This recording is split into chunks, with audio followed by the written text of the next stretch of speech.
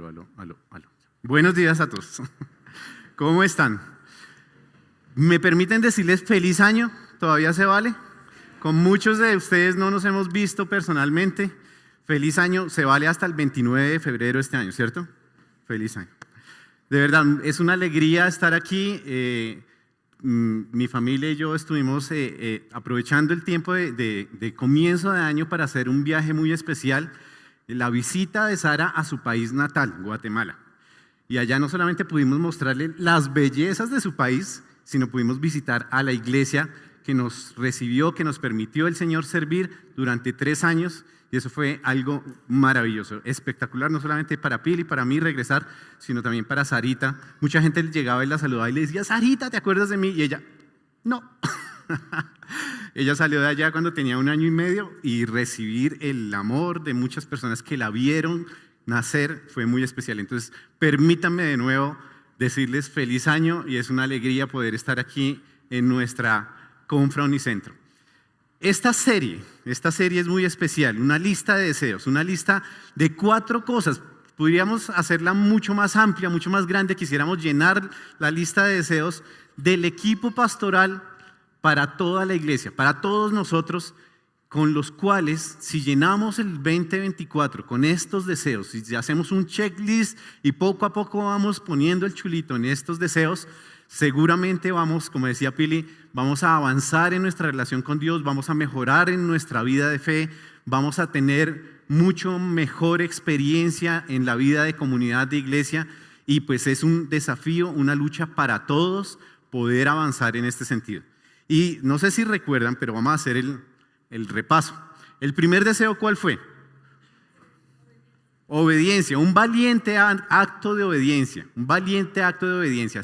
Ahí Joaco de manera virtual nos decía, este 2024 que podamos tener el reto de comprometernos con Jesús. El segundo con Juanfe, una misión trascendente, una misión trascendente. Identificarnos con la misión de Dios. Cuando Jesús dice allá, vayan y hagan discípulos de todas las naciones, nos está diciendo a todos los que lo seguimos a Él, no solamente a los que trabajan en la iglesia, no solamente a los que dedican alguna cuestión de ministerio, no, a todos los que de alguna forma tenemos una experiencia con Jesús, nos dice, conviertan el propósito de Dios en su propósito de vida y vayan en una misión trascendente en la vida. Y eso es unirnos a la misión de Dios. Y el tercero, un beneficio en doble vida porque estábamos llamados al servicio. Estamos llamados a servir así como Jesús no vino a recibir elogios, a recibir beneficios. Jesús vino a dar su vida en rescate por todos nosotros y eso mismo estamos llamados nosotros a servir. Y en el cuarto deseo y último por ahora, estamos llamados a un desafío de un estilo de vida generoso. La palabra clave sería dar. Queremos animarnos a ser más generosos, a que demos más. Y quiero ser muy prudente y muy sensible a que no veamos este tema en una perspectiva netamente económica. Esto es mucho más amplio y por eso en la Confra hablamos de generosidad. Somos llamados a ser generosos porque tenemos un Dios generoso, Entonces comenzamos con este último propósito haciendo como un contexto de lo que vamos a ver previamente en el pasaje que queremos estudiar hoy. Es una carta, la segunda carta de Pablo a los Corintios. La segunda carta de Pablo a los Corintios, en el capítulo 8 y 9 hay un tema muy particular. Pablo está escribiendo estas cartas a la comunidad de Corinto, una iglesia que él en uno de sus viajes misioneros ayudó a que naciera, a unir a personas que estaban creyendo en Jesús y les enseñó ahí por 1 año y medio. Después de ese 1 año y medio Pablo sale y después de algún tiempo encuentra que esta comunidad está enfrentando algunas dificultades, hay algunos conflictos, hay algunas cuestiones que mejorar y hay algunas cosas a las cuales llamar la atención de los creyentes. Entonces Pablo escribe la primera carta con algunas instrucciones, con algunas exhortaciones Y continúa así, y después de algunos otros conflictos que muchos de los corintios empiezan a ver como con rechazo a Pablo y empiezan a ver como a otros líderes como más atractivos porque eran más exitosos aparentemente, Pablo les dice, miren, todo bien, pero ustedes saben que ese no es el evangelio que les prediqué. El evangelio que les predicamos con todos los hermanos fue otro. Y les empieza a decir con mucho cariño, pero también con mucha vehemencia a los corintios, otras cosas que hay que arreglar, otros puntos de vista que hay que mejorar. Y uno de esos es cuando llega al capítulo 8 y el capítulo 9, que empieza a hablar de la generosidad. Vamos a concentrarnos en un pasaje del capítulo 9, pero tengo que contar qué ha pasado en el capítulo 8. En el capítulo 8 de la segunda carta, Pablo a los Corintios, Pablo les dice, miren, ¿se acuerdan que sus vecinos, los vecinos del norte de Grecia, los macedonios, habían pasado una situación muy difícil? Bueno, pues estos vecinos de Macedonia están reuniendo una ofrenda para los hermanos de la iglesia en Jerusalén. Y ellos no solamente en medio de su dificultad, en medio de sus carencias, en medio de su escasez, han querido hacerlo, sino que me piden que no deje de privarles del gozo de participar en esa ofrenda.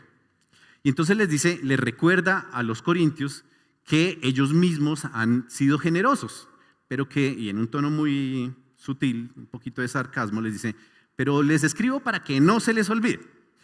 Eso pasa en el capítulo 8, ¿no? Entonces, termina el capítulo 8 Pablo diciéndole a los corintios, bueno, entonces así como los hermanos de Macedonia están haciendo eso, entonces organícense ustedes para sumarse a esta ofrenda y con generosidad puedan darle a los hermanos que están en necesidad en Jerusalén. Termina esto con algunas instrucciones muy puntuales de cómo organizar esta ofrenda, de bueno, cuando yo llegue entonces tal cosa y lo otro. Ahora sí, comenzamos. Bueno, solo voy a leer un pequeño pasaje del capítulo 8 que dice así, no es que esté dándoles órdenes, Pablo está diciéndole a los corintios, amistosamente, voluntariamente recojamos esta ofrenda, así como sigan el ejemplo de sus vecinos del norte de Macedonia. No es que esté dándoles órdenes, sino que quiero probar la sinceridad de su amor en comparación con la dedicación con los demás. Si notan el tonito como voluntariamente, pero miren a ver, ¿no? Ya conocen de la gracia de nuestro Señor Jesucristo, quien era rico y por causa de ustedes se hizo pobre, para que mediante su pobreza ustedes llegaran a ser ricos. Este es un pasaje del capítulo 8, pero lo menciono porque pone el fundamento de toda la siguiente conversación. Y ahora sí. Ustedes me van a decir, ¿cuándo va a comenzar? Ya voy a comenzar. Capítulo 9. En el capítulo 9 y esta enseñanza del capítulo 9 queremos responder a la pregunta, ¿por qué adoptar un estilo de vida generoso? ¿Por qué ese deseo que ponemos en la lista de deseos de ¿y qué? ¿Y ser generosos por qué? ¿Cómo por qué o qué? ¿Cuál es la razón? Bueno, aquí en el capítulo 9 Pablo va a hacer nos va a buscar responder esta pregunta. Ahora sí leamos. Si quieren seguirme aquí en la pantalla, que nota la pantalla, ¿no? Recuerden esto, dice Pablo, 2 Corintios 9, 6. Vamos a leer del 6 al 9 en principio. Recuerden esto, el que siembra escasamente, escasamente cosechará, y el que siembra en abundancia cosechará. Cada uno de ustedes, cada uno debe dar según lo que haya decidido en su corazón. Él ya les había dicho, es voluntariamente. No de mala gana, ni por obligación, porque Dios ama al que da con alegría.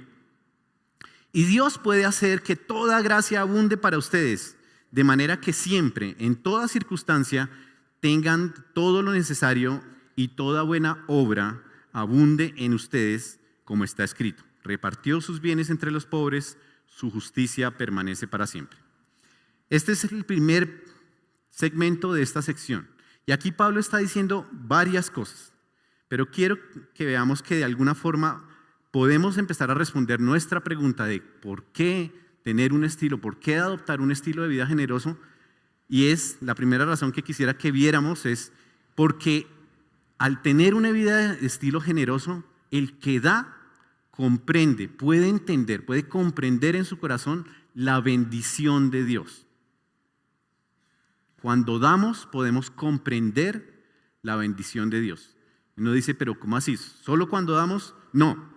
Pero es que el asunto es que cuando damos, nos recuerda quién es que provienen las cosas, no solamente que tenemos, sino las cosas que podemos hacer, de quién es el dueño de nuestra vida, quién es el soberano sobre nuestra salud, sobre nuestra voluntad, quién es el soberano del mundo.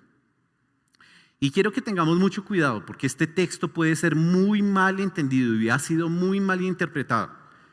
Y al acercarme a este texto, no solamente lo hago con mucho temor, sino con un desafío personal muy grande.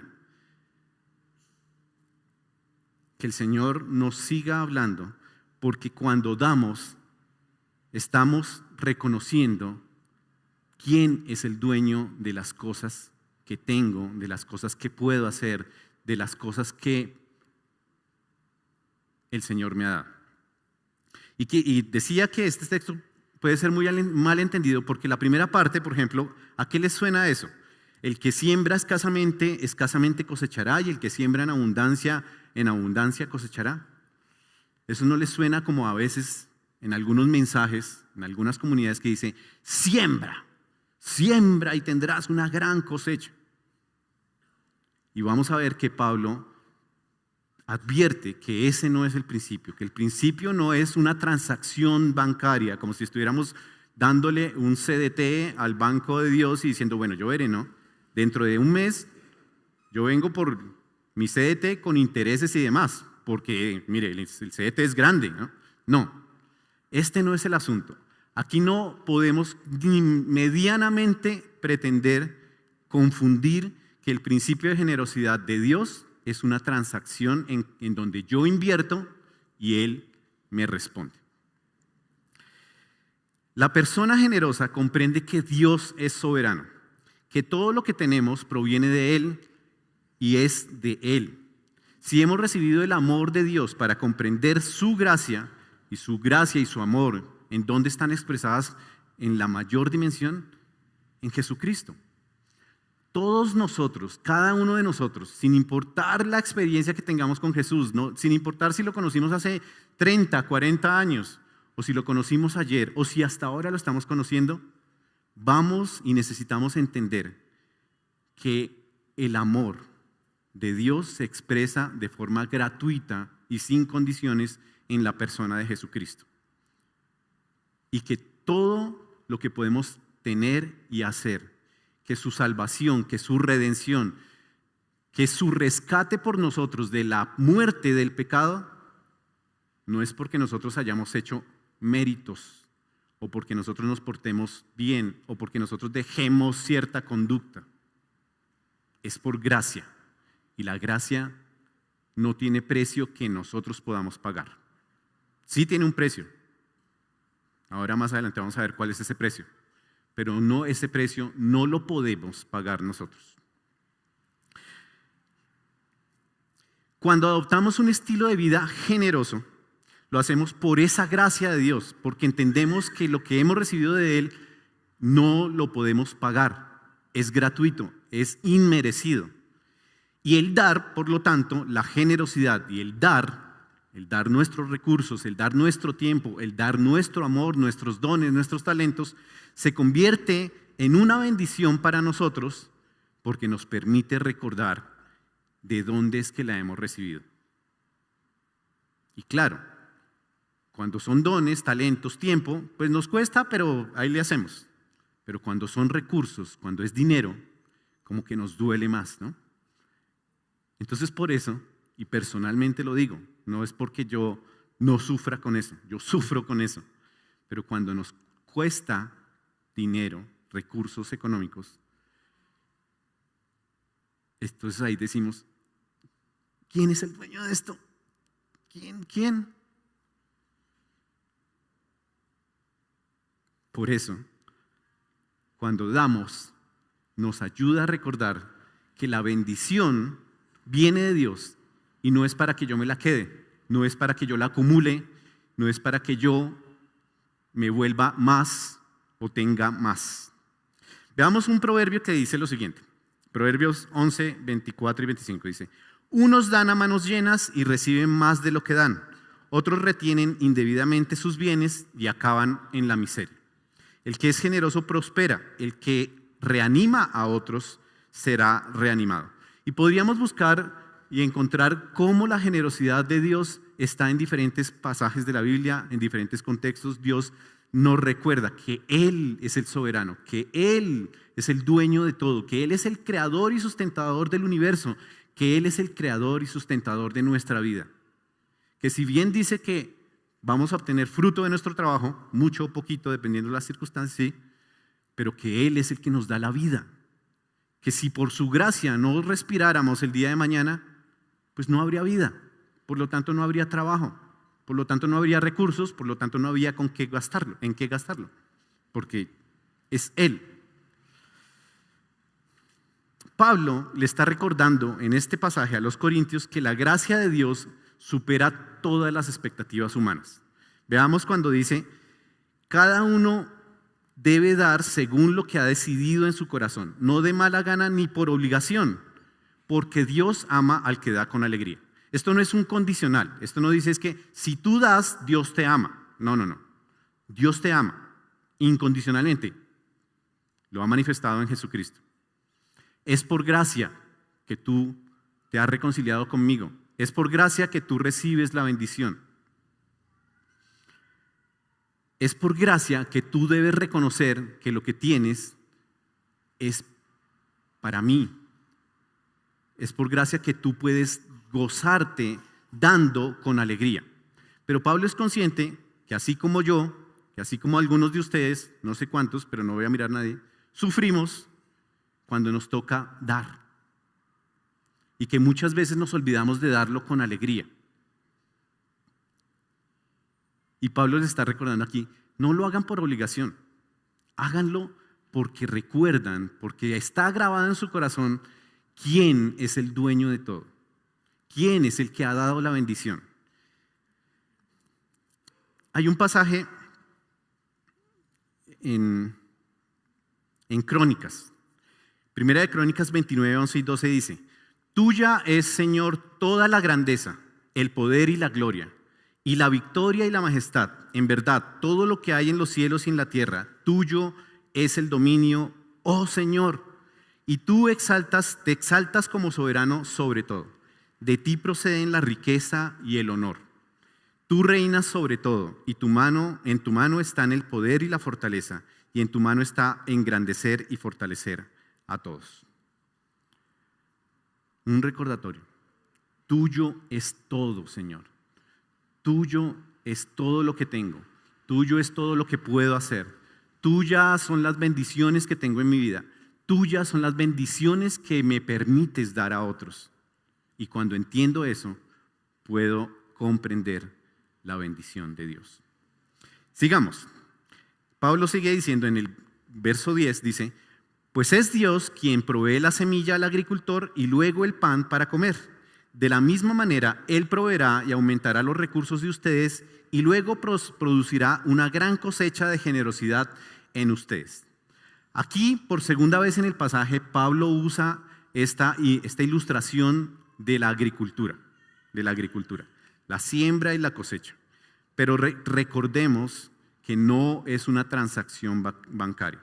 Pablo lo que está diciendo es Dios, recuerden que es Dios, les enfatiza a los corintios, que es Dios quien provee la semilla para que ese agricultor pueda tener el cultivo, en este caso de trigo, y luego el pan, luego le da la capacidad de producir el pan para comer. En pocas palabras, recuerde que usted está comiendo por gracia de Dios. Y de la misma manera, así como ese milagro de producir el alimento viene de Dios, de la misma manera Él proveerá y aumentará los recursos de ustedes en todas las otras áreas de la vida, de tal forma que eso produzca una gran cosecha de generosidad. Imaginemos que, obviamente aquí, no sé si hay alguien que se dedique a la agricultura, que su negocio sea la agricultura, pero imaginemos en cualquier área en la que nos desarrollemos. Es Dios quien nos da la materia prima. Es Dios quien provee el proceso para generar el producto o servicio que nosotros ofrecemos y de lo cual obtenemos el alimento, sea que vayamos a comprarlo o sea que lo produzcamos manualmente. Eso que nos ayude a recordar que es Él el que, así como en ese proceso, por gracia y misericordia de Dios, se da en todo lo que hagamos en la vida. Él puede aumentar los recursos para que la gran cosecha no sea que eso se acumule y se acumule y se acumule, sino que genere generosidad. Suena redundante, pero para que nos renueve la generosidad en nosotros. ¿Por qué? Porque entendemos que Dios es generoso y que yo aprendo de Él a ser generoso. Y no solamente aprendo, sino que es un reflejo de que si yo creo en Dios, de que si yo amo a Dios, que si yo he entendido el amor y la gracia de Jesucristo en mi vida, yo debo responder con generosidad. Y de nuevo un énfasis aquí. Cuidado, tengamos mucho cuidado con confundir este principio de generosidad de Dios con la teología de la prosperidad. ¿Sí? Aquí en otras traducciones dice que de la misma manera vendrá la prosperidad. No, tengamos cuidado de confundir este concepto de que el Señor puede producir mucho fruto a lo que dice la teología de la prosperidad. Y la teología de la prosperidad lo que hace es plantear de que la bendición y el favor de Dios se expresan directa y consecutivamente en el éxito y la abundancia de la vida.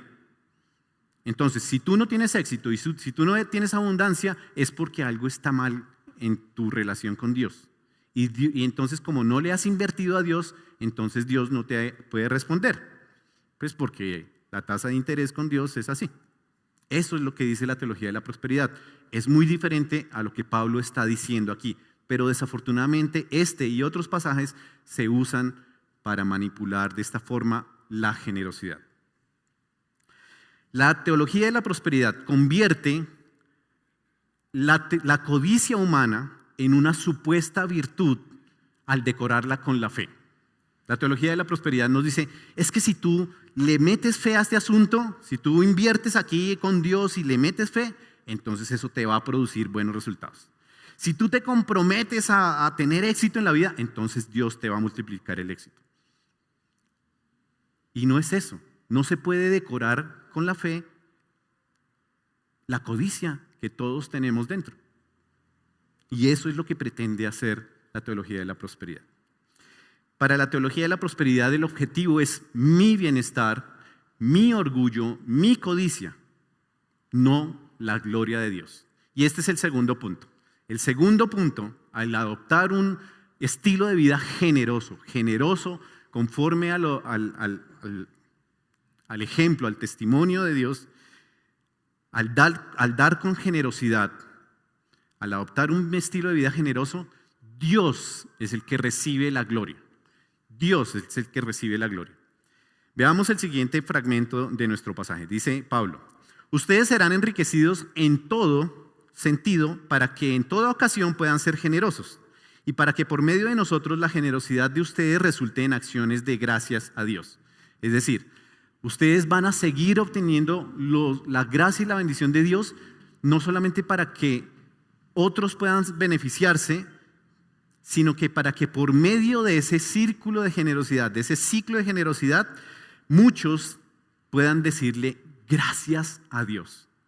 Imagínense que cuando recibieron la ofrenda los de Jerusalén, de parte de los hermanos macedonios, de parte de los hermanos de Acaya, es decir, de Corinto, ¿qué dijeron los hermanos de Jerusalén?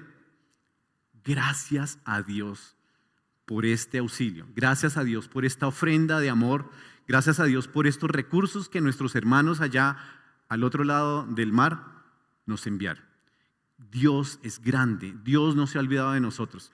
Podrían tener la fe por el piso, pero cuando les llegó la ofrenda, imaginemos a los hermanos en la iglesia de Jerusalén diciendo, gracias a Dios, gracias a Dios. Y para ilustrar esto, recuerdo una historia que sucedió precisamente en Guatemala. Una familia que estaba sirviendo allá a Dios en una iglesia, recibe la visita de unos hermanos de otro lado del mundo. Y estos hermanos ven que esta familia estaba pasando ciertas necesidades y particularmente ven que van a ser un niño, un bebé. Y comparten ahí y les dicen, bueno, pero ¿cómo están ustedes? No, tal, bien, no sé qué. Les dicen, oiga, pero ¿cuándo nace el bebé? No, el niño nace en 6 meses. ¿Y cómo se están haciendo para mover ahorita? No, pues nos están prestando un carro. ¿Quiénes? No, aquí unos amigos, unos hermanos de la iglesia. Y esta familia dice, ¿saben qué? Oremos por un carro. Oremos por un carro para ustedes. Y la familia dice, bueno, sí, o sea, está bien, Señor, mándame un regalito de parte tuya, pero Señor, mándame un carro. La reacción de esta familia fue así, pues oremos. La familia que venía de visita volvió a su lugar de origen y empezó a orar, Señor, esta familia que te está sirviendo allá necesita un carro. Hagamos, no solamente oremos, sino que contemos a más personas y que movidos por su generosidad podamos enviar un regalo de amor, de gracia y de completo desinterés propio, sino para darle la gloria a Dios, que puedan recibir un carro. Pues a los 3 meses esta familia recibió un giro y pudieron comprar un carro. Un carro. O sea, no sé si a ustedes les pasa, pero pues yo no creo que eso pase muy seguido.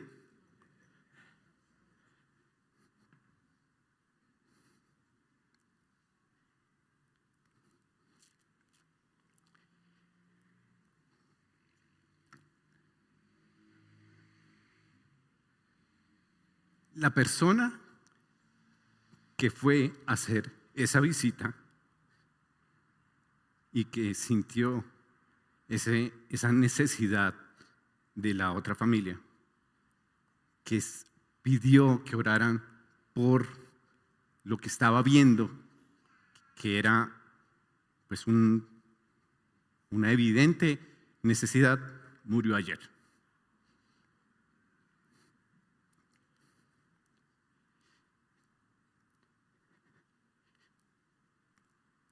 Roberto Chávez.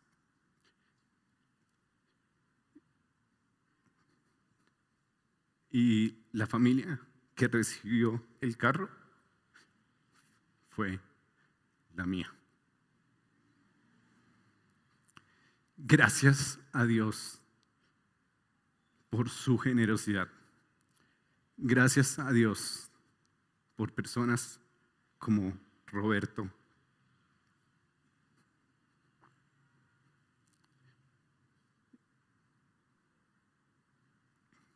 Algunos de aquí lo conocimos y le damos gracias a Dios por lo que Él hizo. No solamente en esta iglesia, sino en muchas iglesias en Bogotá, en Colombia y en el mundo. Él deja un legado muy grande, no solamente en familias transformadas, sino en muchas inversiones en recursos. Deja una fundación en donde su único interés era que el nombre de Dios fuera exaltado.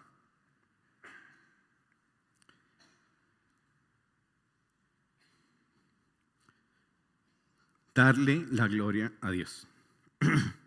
Perdón que me emocione así, pero como que no lo había asimilado. Y para romper el hielo, cuando ustedes vean nuestro carro, ese carro no es mío, ese carro es de Dios. Darle la gloria a Dios.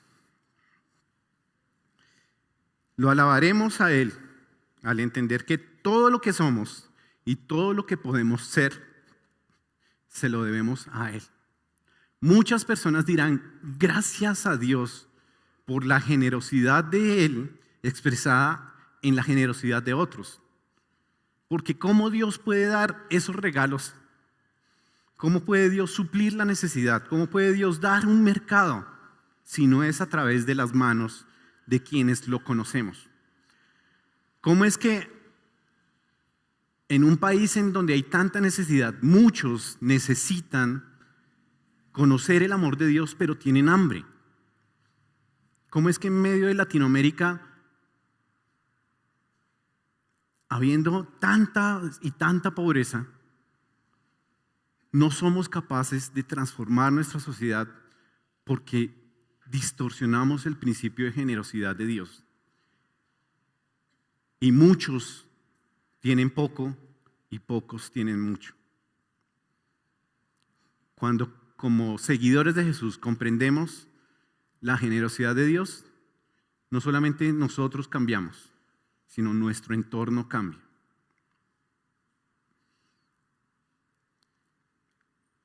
Y un tercer punto, la generosidad es una ventana a la eternidad. Cuando adoptamos un estilo de vida generoso, nuestra perspectiva de la vida cambia. Nuestra perspectiva no es trabajar, trabajar y trabajar para acumular y acumular y acumular. Porque en cualquier momento nos vamos y decimos, ¿qué sentido tiene esta vida si no es el sentido eterno que le da Dios a nuestra existencia? Como decía Juanfe hace 8 días, ¿qué sentido tiene hacer lo que hacemos si no nos unimos al propósito de Dios en que otros lo conozcan? Y por eso es que de alguna forma nosotros como iglesia Confra no decimos, vengan, comprométanse a aportar, comprométanse a diezmos y ofrendas. No. Queremos es enfocarnos en aprendamos a ser generosos porque Dios es generoso. Y cuando somos generosos es cuando nos enfocamos en que la vida eterna es, como dijo Jesús, es conocerte a ti, el Dios Todopoderoso, y a Jesús a quien has enviado. La vida eterna comienza aquí, pero va hacia la eternidad. Y cuando adoptamos un estilo de vida generoso, estamos llevándonos, esforzándonos por ver la vida con una perspectiva eterna, Pablo sigue diciendo lo siguiente: además, en las oraciones de ellos por ustedes expresarán el afecto que les tienen por la sobreabundante gracia que ustedes han recibido de Dios. Gracias a Dios por su don indescriptible. En otra versión dice, gracias a Dios por su don inefable. Las oraciones de ellos, de quienes han visto su necesidad y que la expresan con generosidad, van a dar como resultado una sobreabundante gracia para que ustedes reconozcan que todo lo que tienen lo han recibido de Dios. Gracias a Dios por su don inefable, por su don indescriptible. Pablo lo que está diciendo aquí es, reconozcan que cuando son generosos, están siendo como Dios al darse incondicionalmente y no poner sus intereses por encima de los intereses de los demás. ¿Y cómo aprendemos esto? Mirando a la cruz. Mirando a la cruz. Porque Dios, como dice Pablo en Filipenses, porque Dios envía a su Hijo y su Hijo no se queda con ser el rey, con ser el dueño de todo, con ser el creador, sino que Él se hace siervo, se hace uno de nosotros y generosamente y condicionalmente se entrega para nuestro beneficio. ¿Difícil? Sí. Y les confieso, como les dije al principio, yo lucho con eso. Se me olvida. Incluso se me olvida lo del carro. Qué vergüenza. Qué vergüenza. La palabra inefable significa indecible, inenarrable, inexpresable o indescriptible, como lo leímos. Maravilloso, maravilloso. El Evangelio de Jesús es la historia inefable, indescriptible de la generosidad de Dios. El Evangelio de Jesús por lo cual estamos reunidos aquí, por lo cual existimos como iglesia, por lo cual decimos que cantamos y le decimos a Dios todo lo que decimos en las canciones, ese evangelio es la expresión inefable, indescriptible de que tenemos un Dios generoso. Por lo tanto, si no adoptamos un estilo de vida generoso, estamos quedándonos cortos, o peor aún, estamos negando la efectividad del evangelio, el efecto del evangelio en nuestras vidas.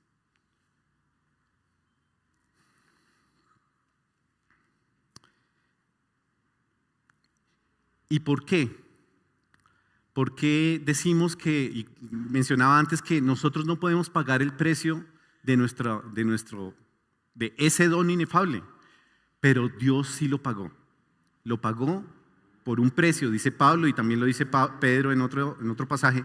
El precio de nuestro rescate, el precio de nuestra salvación fue la sangre de Jesús. Por eso la generosidad de Dios no tiene condiciones.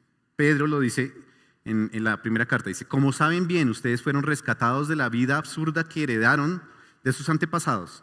El precio de su rescate no se pagó con cosas perecederas como el oro o la plata, sino con la preciosa sangre de Cristo, como de un cordero sin mancha y sin defecto. Pero bueno, para terminar, ¿qué pasa si alguno de ustedes se identifica como yo en alguno de estos puntos en que o no estoy siendo generoso, o lo estoy haciendo con una actitud incorrecta, o si lo estoy distorsionando con alguna otra supuesta virtud humana? Hay algunas opciones, pero podríamos hacer estos 5 pasos. Primero, dar gracias a Dios, darle la gloria a Él, reconocer quién es Él. Segundo, por supuesto, confesarle a Dios y pedir perdón. Tercero, orar para que el Señor nos permita ver esto que Pablo le está buscando que vean los corintios y por supuesto nosotros. Señor, permíteme ver que tú eres el dueño de todo lo que soy y tengo. Y permíteme aprender que tú eres generoso. Permíteme tener un corazón tan generoso como el tuyo. Y por último, ser generoso. Así al principio o así a partir de este momento, sigamos luchando con no hacerlo con gozo y con alegría, como dice Pablo, pero que eso no sea excusa para que no lo hagamos. Estoy seguro que cuando lo empezamos a hacer, el Señor no solamente nos va a dar la paz, sino nos va a dar la alegría de que estamos aprendiendo a ser generosos porque Él es generoso. A manera de conclusión quisiera decir lo siguiente: adoptar un estilo de vida generoso nos acerca a Dios. Podemos comprender su amor, su poder y su gracia en nuestra vida. Nos ayuda a ver la necesidad de otros y adorarlo con nuestros recursos, tiempo y habilidades. De tal forma que veremos nuestra vida, lo que hacemos y lo que tenemos, con una perspectiva mucho más profunda y eterna. Y unas preguntas de reflexión. ¿En qué forma podemos adoptar un estilo de vida generoso? Piensa, de pronto no todos podemos hacerlo de la misma forma. No todos tenemos los mismos recursos, no todos tenemos el mismo tiempo. Pero que cada una de nuestras áreas pueda expresar la generosidad de Dios. ¿Cómo puedes crecer en tu generosidad como expresión de amor a Dios, a otros o a ti mismo? Y creo que una de las primeras formas de cómo podemos crecer es estudiar su palabra.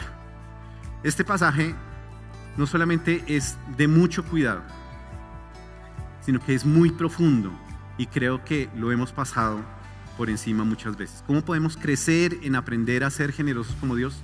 Acerquémonos a Jesús, acerquémonos a su palabra y pongamos en práctica, sea con mucho o sea con poco, la generosidad de Dios.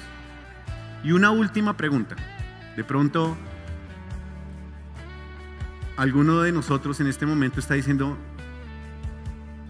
yo no entiendo. Dios no ha sido generoso conmigo. Yo no entiendo de qué estás hablando cuando dices que Dios me ha dado, si lo que ha pasado es que me ha quitado mucho en mi vida. La última pregunta es: ¿Puedes reconocer al Señor como soberano en tu vida? ¿Puedes reconocer al Señor como tu Dios y tu Salvador? ¿Puedes reconocer el amor de Dios en la persona de Jesucristo? Hoy es un buen día para hacerlo, porque Él te ama sin condiciones, porque Él se entregó en la cruz y dio cada gota de su sangre para que tú y yo pudiéramos tener vida eterna, vida en abundancia. Pero la abundancia es porque Él es el dueño de todo, no porque voy a acumular y acumular y acumular. Permítame cerrar con una oración. Señor, te damos gracias por tu palabra. Gracias por permitirnos verte y aprender que tú eres generoso, que tú eres el dueño de todo lo que hay en este mundo, que tú eres el dueño de toda riqueza, de toda la creación, de nuestra propia vida, Señor. Ayúdanos a ver que necesitamos aprender a ser generosos como tú lo eres. Ayúdanos a reconocer la bendición que tú has dado a nuestra vida, la bendición material, la bendición espiritual, la bendición de poder despertarnos cada día y poder hacer lo que hacemos. Pero que no nos creamos que todo es porque somos capaces o porque nos lo merecemos. Gracias, Señor, por tu don inefable, y te pedimos, Señor, que cada cosa que recibimos y también cada cosa que damos sea para darte la gloria a ti, para que tu nombre sea exaltado y para que muchos otros te conozcan. Y por eso te pedimos que nuestra vida tome el sentido y el propósito eterno que solamente tú puedes dar. Ayúdanos, Señor, ayúdanos, porque nuestro corazón es terco, orgulloso, codicioso. Ayúdame, Señor, particularmente. Te lo pido en el nombre de Jesús. Amén.